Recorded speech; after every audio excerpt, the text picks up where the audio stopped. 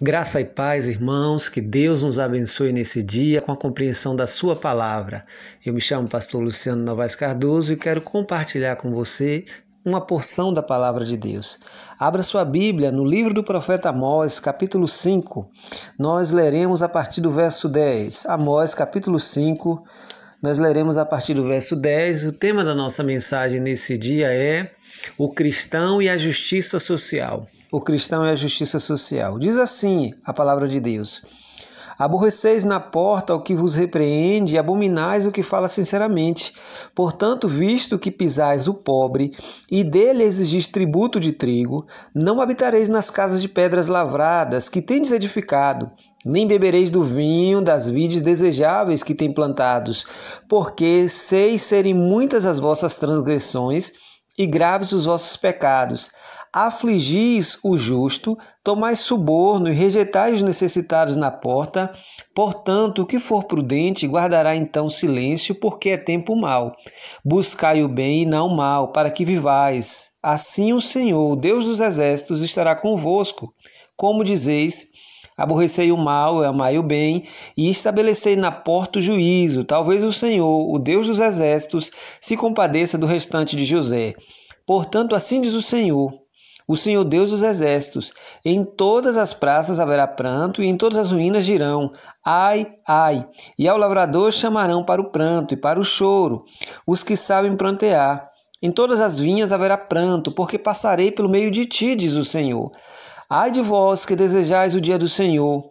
Para que desejais vós o dia do Senhor? É dia de trevas e não de luz, como se um humano fugisse do leão e se encontrasse com o urso, ou como se, entrando em casa, encostando a mão à parede, fosse mordido de uma cobra. Não será, pois, o dia do Senhor trevas e não luz? Não será completamente escuridão, sem nenhuma claridade? Aborreço, desprezo as vossas festas, e com as vossas assembleias solenes não tenho nenhum prazer. E ainda que me ofereçais holocaustos e vossas ofertas de manjares, não me agradarei dele, nem atentarei para a oferta pacífica dos vossos animais cevados. Afasta de mim o estrépito dos teus cânticos, porque não ouvirei as melodias das tuas liras. Antes corra o juízo como a água e a justiça como o ribeiro perene. Apresentaste-me vós sacrifícios e ofertas de manjares no deserto por 40 anos, ó casa de Israel. Sim, levaste Sicute, vosso rei, vossa imagem e a vossa deusa estrela, que fizeste para vós. Por isso vos desterrarei para além do Damasco, diz o Senhor dos exércitos. O cristão e a justiça social. A história da igreja está repleta de extremos. Nós temos uma tendência bipolar e uma tendência pendular. Nós temos sempre partindo de um extremo para o outro. Em algum momento enfatizamos a justificação pelas obras, negligenciando as obras que precisamos apresentar como fruto dessa justificativa. Em outro momento, valorizamos as obras, negligenciando a justificativa. Aqueles que muitas vezes enfatizam e valorizam a justificação acabam negligenciando a justiça social. Aqueles que enfatizam a justiça social têm a tendência de negligenciar a justificação em Cristo Jesus. Mas os profetas, basicamente os profetas menores, nos convidam a uma reflexão acerca da justiça social, de como o Estado e os seus representantes podem oprimir ao pobre, podem corromper a justiça, pode negar acesso à justiça aos mais frágeis. Esse é um pecado extremamente apontado pelos profetas Amós, Naum, via de regra pelos profetas, por Isaías, por Jeremias, e isso é causa de Deus levantar juízo contra a nação de Israel, porque há opressão dos pobres, há opressão dos mais frágeis, está havendo corrupção para negar o direito ao indivíduo mais frágil na sociedade.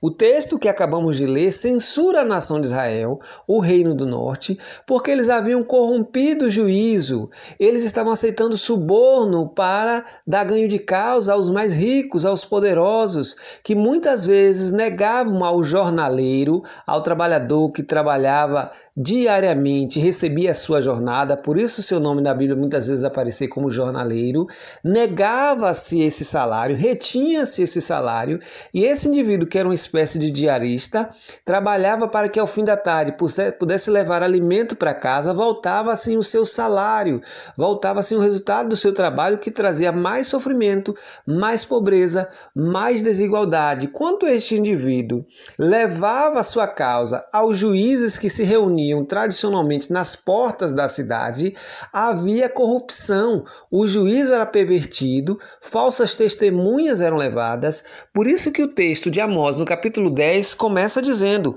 aborreceis na porta o que vos repreende e abominais os que falam sinceramente.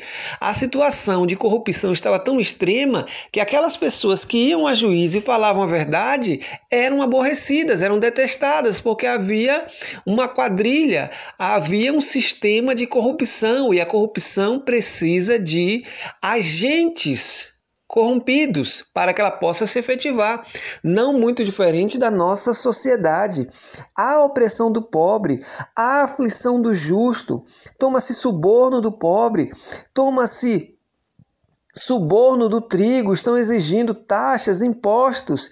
O texto nos diz: afligis o justo, tomai suborno e rejeitai os necessitados à porta. Esta é a causa do juízo de Deus contra a nação de Israel. A opressão do pobre, a negligência para com os excluídos.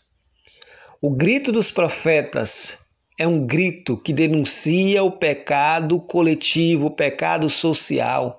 Nós, nosso cristianismo, biblicamente e corretamente, enfatizamos a individualidade do pecado, porque todos nós nascemos em pecado, temos a nossa natureza pecaminosa e há sim o pecado individual, mas pecamos também coletivamente como sociedade.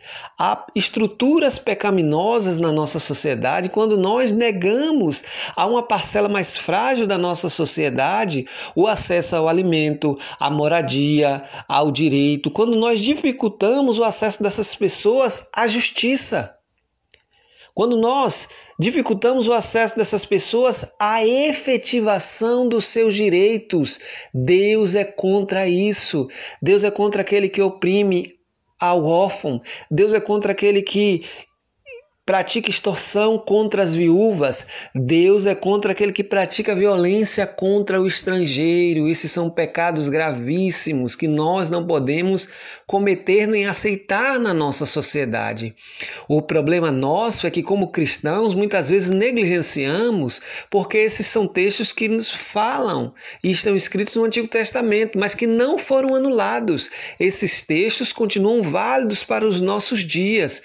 Nós precisamos entender que a nossa ação política deve ser sempre visando a proteção dos mais frágeis. Esse é o grito dos profetas. E os profetas, e aqui basicamente Amós, condena o povo e fala que Deus levantaria juízo, que se você fugisse era como se um homem fugisse de um leão e se deparasse com um urso, não há escapatória. Por isso Deus não se agrada do culto. Deus não se agrada das ofertas, dos holocaustos, porque eles são fruto de uma ação demagógica. Eu celebro a Deus, eu sacrifico a Deus e negligencio o alimento do meu irmão, o auxílio do meu irmão, e defraudo, e me envolvo com corrupção e aceito propina. Na internet há um vídeo famoso de um indivíduo envolvido num escândalo de corrupção em Brasília, na qual, após receber a propina, ele faz uma oração agradecendo a Deus, o que é uma imoralidade.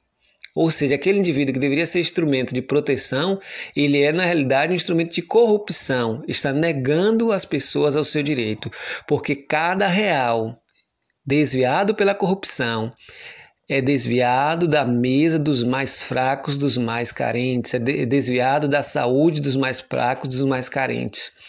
Eu gosto muito de uma frase de Martin Luther King que disse: o comunismo só existe porque a igreja não está sendo igreja, o cristianismo não está sendo cristão. Nós, como igreja, não podemos negligenciar a nossa ação enquanto tratamento dos problemas da polis, da cidade. E nós precisamos nos envolver e nos engajar com isso. Novamente citando Martin Luther King, a igreja não deve ser nem senhora nem escrava do Estado, ela deve ser sua consciência. Portanto, despertemos o Estado para com as necessidades dos mais fracos, que possamos combater toda espécie de injustiça social. Que Deus nos abençoe em nome de Jesus.